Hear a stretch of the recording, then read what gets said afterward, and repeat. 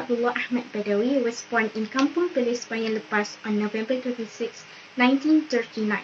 Before he continued to study Islamic studies at the University of Malaya, Tun Abdullah completed his high school at Methodist Boys' School, Bukit Mentajam High School, and Daeratul Ma'arif Wataniah Religious Secondary School. In contrast to previous prime ministers, Tun Abdullah's leadership style drew heavily from the religious knowledge and backgrounds of his father and grandparents, which he gained and further developed via his study at the University of Malaya. The first procedure is Sarawak Renewable Energy that was present on 11 February 2008 was overseen by the RECODA, which is Regional Corridors Development Authorities. Three entities are under the umbrella of RECODA, URDA, which is Upper Rajang Development, and HDA, Highland Development Agency, and NRDA, Northern Region Development Agency. It provides huge roles and a large number of available opportunities, similar to the Sabah Development Corridor. However, the aluminium, steel, and oil industry are the necessary initiative for this progress. Okay, the second is the Northern Coast Economic Region was established with the goal for ensuring the equitable distribution of plenty across the country. Additionally, there are widespread public aspirations for the nation to become a big league pay advancement nation. This process encouraged foreigner business to support Malaysians grow and aid in opening up new opportunities by creating a stable and favorable market for financial professionals.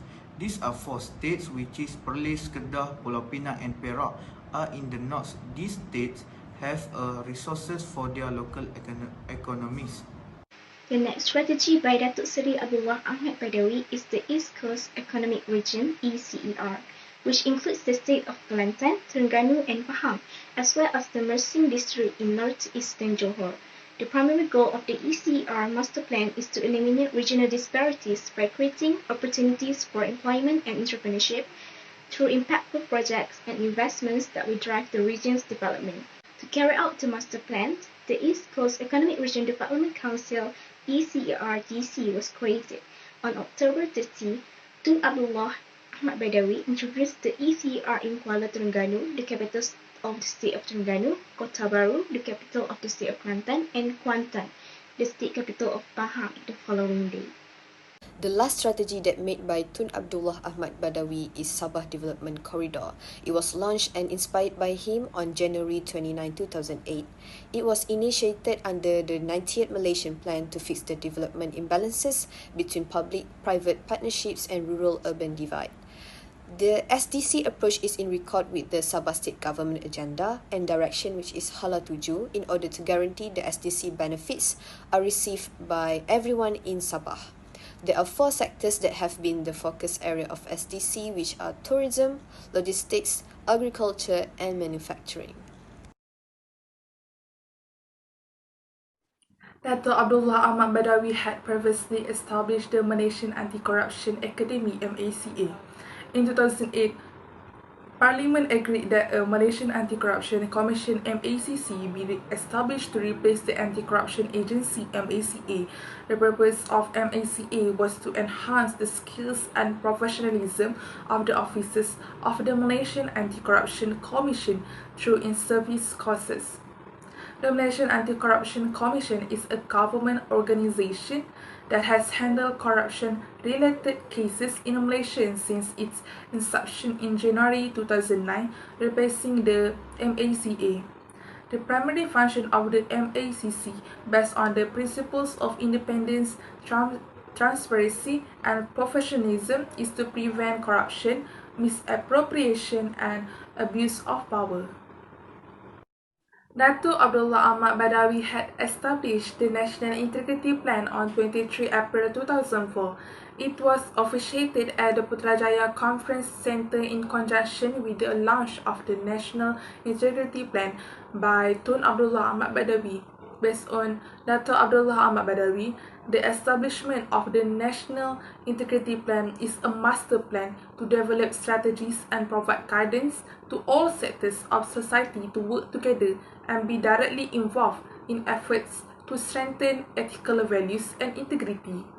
Establishing NIP is to make and organization with integrity in delivering customer service. The main reason for establishing the NIP was to eradicate corruption and appointments among the public sector and elected representatives. The next institutional reform strategies taken by Datuk Abdullah Ahmad Badawi is the red tape bureaucracy removal. This bureaucracy is constantly a challenge for a political figure with the position of Prime Minister, particularly in Malaysia. To improve efficiency of government service to public by reducing bureaucratic red tape, preventing graft and corruption.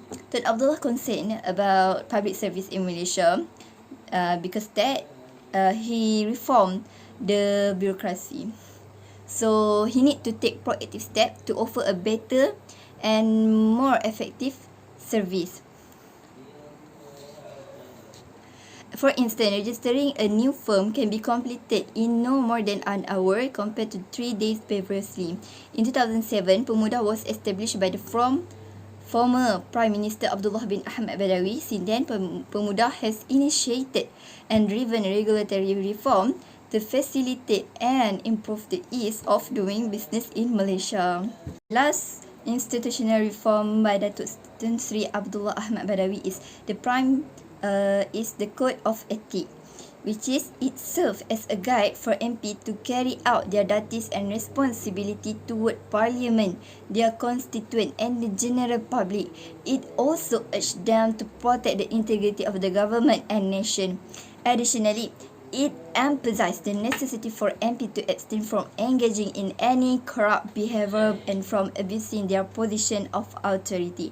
The Prime Minister said that, in addition to those who must report their assets to the Prime Minister Department by the end of the next month, this was the first time elected officials were compelled to disclose the assets of their children.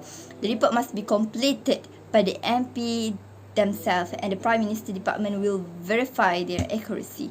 This will guarantee quality service and function, and the Prime Minister function as a warning to them to abstain from undesirable action that can diminish their reputation as MP. To sum up, Tun Abdullah Ahmad Badawi has been in his service as Malaysian 50th Prime Minister for 6 years, which is from 2003 until 2009. Lots of strategies that are made by him to further develop the socio-economic situation of Malaysia. There are Sarawak Renewable Energy, Northern Coast Economic Region, East Coast Economic Region and Sabah Development Corridor. On top of that, Tun Abdullah Ahmad Badawi also initiated administrative reforms. There are Malaysian Anti-Corruption Commission, National Integrity Plan, red tape bureaucracy removal and MP's Code of Ethics. All of these efforts were initiated to reform Malaysia to become more productive and competitive. That's all from us. Thank you.